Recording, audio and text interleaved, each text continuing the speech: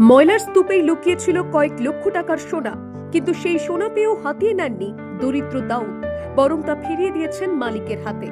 উত্তর চব্বিশ পরগনার বসিরহাট শহরের বাগাটি এলাকায় ঘটেছে এই ঘটনা। স্থানীয় বাসিন্দা তাপসী বিশ্বাসের বাড়ি থেকে প্রতিদিনের মতোই বর্জ্য সংগ্রহ করতে গিয়েছিলেন পৌরসভার নির্মল বন্ধু কর্মী দাউদ আলী শেখ। অসাবধানবশত তার ময়লার গাড়িতেই বাড়ির ময়লার ব্যাগের সঙ্গেই ফেলে দেওয়া হয় কয়েক লক্ষ টাকার সোনার গয়না। কয়েকদিন পর বিষয়টি বুঝতে পেরে উদ্বেগে পড়ে যায় পরিবার। তখনই খবর দেওয়া হয় নির্মল বন্ধু কর্মী দাউদ আলী শেখকে এবং 18 নম্বর ওয়ার্ডের কাউন্সিলর বিশ্বজিৎ রায়কে। তারপর শুরু হয় তল্লাশি। বসিরহাট পুরসভার শুকনো বর্জ্য পৃথকীকরণ কেন্দ্রে খোঁজ শুরু করেন কর্মীরা। সেখানকার সুপারভাইজার তাপসী রায়চৌধুরীর সহযোগিতায় দীর্ঘ খোঁজাখুঁজির পরে বর্জ্য স্তূপ থেকে অক্ষত অবস্থায় উদ্ধার হয় সেই সোনার গয়না।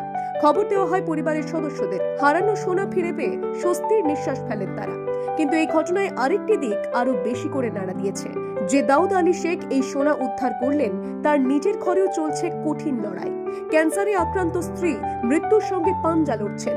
তীব্র অনটন আর দুঃসময়ের মধ্যেও তিনি সততা হারাননি। তাই বসিরহাট শহরে এখন একটাই আলোচনা, ময়লার স্তূপ থেকে শুধু সোনা নয়, উঠে এসেছে একজন সাধারণ মানুষের অসাধারণ সততাও। বসিরহাট উত্তর চব্বিশ পরগনা থেকে প্রতীতি ঘোষের রিপোর্ট, দ্য ওয়ার্ল্ড নিউজ।